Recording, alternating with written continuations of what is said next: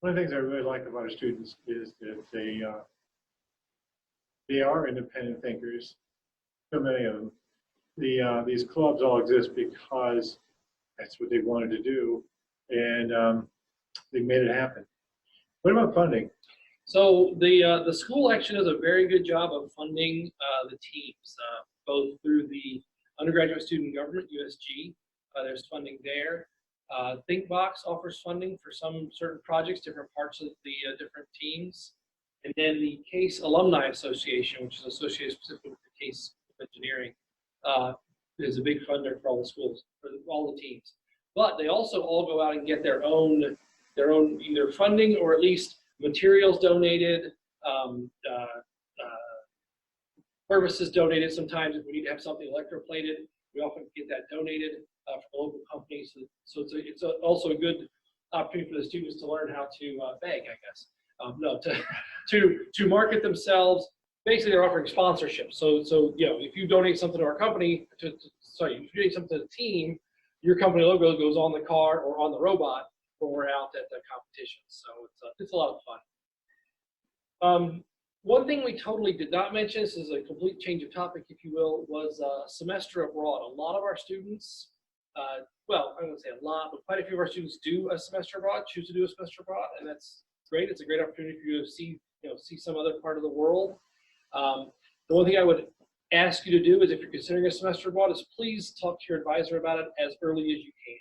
Don't walk in, oh, I'm doing a semester abroad next semester, and we're 3 weeks from the end of this semester, and you need to sign this form today. Okay, that drives us crazy. So please talk to them early, so you can schedule things about what you can take, what you're able to use to get credit here. It's not completely necessarily that easy, but it definitely is doable. Under the tell your advisor as soon as you think you're going to do it, a co-op also goes up to that. So if you think you're going to do a co-op, if you need to do some rearranging of your schedule, definitely talk to your advisor as soon as you think you are going to consider that. I really encourage students to do the junior year abroad, well, the semester abroad, typically in the junior year. And almost all, in fact, every student I ever talked to that has done this has come away a better, more rounded kind of human being. It's fun, it's educational, but as Rich says, we need to know ahead of time so that we can help you find classes at the university where you're going that will count here as much as possible, so you don't have to do another semester here. So you can still get done in 8 semesters. So, Roger, you mentioned earlier that our companies get jobs in up and down economies.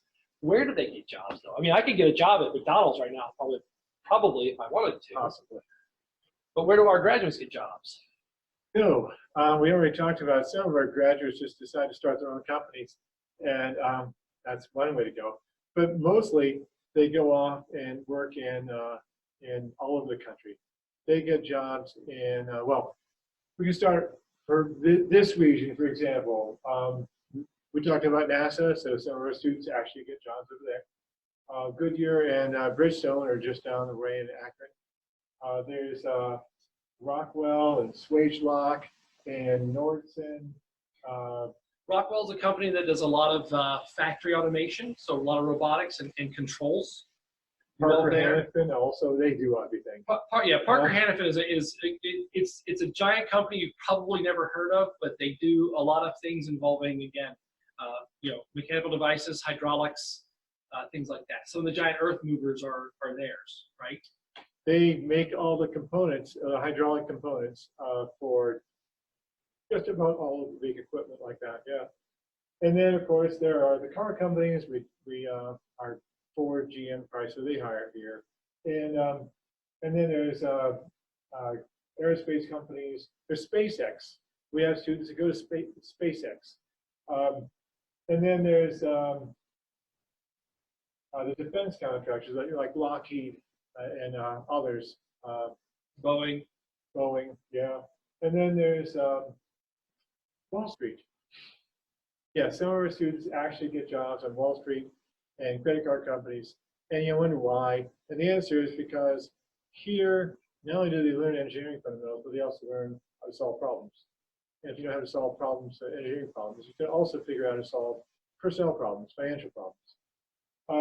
And then also we've had good jobs at Apple and Microsoft.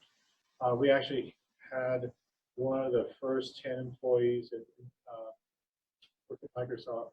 So you imagine he's done well. So, is there anything else we want to talk about, Rich? I don't think so.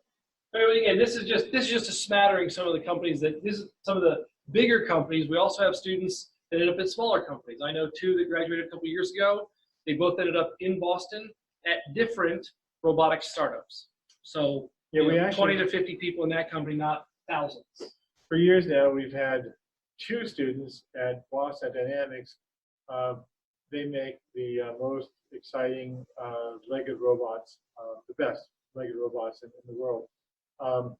So we've had two students there for years, not necessarily the same two students, but we've always had two students there. One of whom, well, right now, well, three of them came from this lab. Yep. And one of whom was very strongly responsible for figuring out how to do the controls that you see those fantastic robots, like the legged robot Atlas, they can run along and do flips and things, jump over obstacles. Anyway, yeah, so we have alums just about everywhere. And I can think of companies, and also research companies. There's Exponent, and there's SRI out in Stanford. I'm sorry, SRI out in San Jose. And What's the one in Texas? Oh, Southwest Southwest Research Research Institute, right. We've had students go down there and do really well. And so often, like I say, I'll get calls saying, please send more. Thank you for participating in this open house presentation. If you would like more information about the Mechanical and Aerospace Engineering Department at Case Western Reserve University, you can email Dr. Richard Bachman at rjb3@case.edu.